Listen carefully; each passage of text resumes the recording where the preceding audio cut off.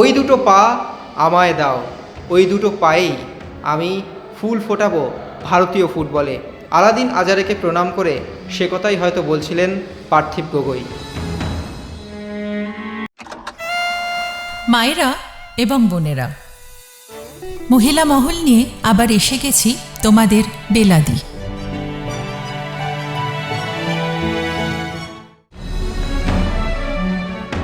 ডায়মন্ডকে যেরকম এদিন হারিয়ে দিল নর্থ ইস্ট, ঠিক সেরকমই নর্থ ইস্ট কিন্তু হিরে চিনতে ভুল করেনি। তাদের হিরে পার্থিব গগৈ। ভারতীয় ফুটবলের উদীয়মান ফুটবলার এই পার্থিব গগৈ। তার সংস্কৃতি, তার আচার এদিন ডুরান্ড কাপ ফাইনালকে মুগ্ধ করল। চলুন সেই গল্পটাই বলি আপনাদের। ডায়মন্ডের বিরুদ্ধে দূরপাল্লার শটে এদিন দ্বিতীয় গোলটি করেন পার্থিব গগৈ। আর তারপর সেলিব্রেশনের সময় সচরাচর দেখবেন যখন গোল করেন ফুটবলাররা, তখন সতীর্থর পায়ের ওপর বুট তুলে সেই বুট পরিষ্কার করে দেওয়া হয়। এটা একটা অভিনব সেলিব্রেশন। আর এদিন আলাদিন আজারে পার্থিব গগৈয়ের সামনে রাখেন তার পা, কিন্তু পার্থিব গগৈ তার পায়ের বুটটি আলাদিনের পায়ের ওপর রাখলেন না, সম্মান দিলেন। আসলে রাজাকে যে এভাবেই সম্মান জানাতে হয়। আলাদিন আজারে ডুরান্ড কাপের সর্বোচ্চ স্কোরার, আর ভারতীয় সংস্কৃতিকে মেনে এই পায়ের ওপর পা রাখলেন না পার্থিব গগৈ।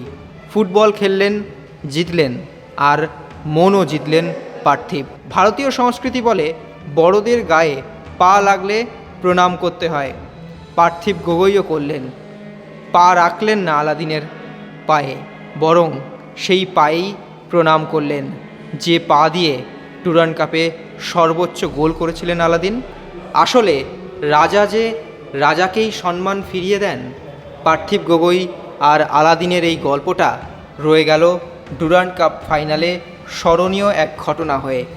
মাঠের মধ্যে এই সুন্দর মুহূর্ত ভারতীয় সংস্কৃতির এক উজ্জ্বল অধ্যায় হিসাবেও ধরা রইল। ভারতীয় সংস্কৃতিকে এভাবে সবার উপরে নিয়ে যাওয়ার জন্য পার্থিবকে কুর্নিশ।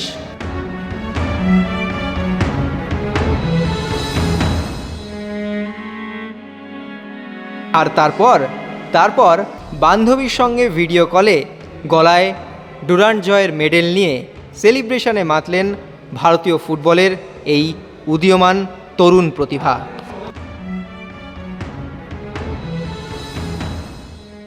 Extra time.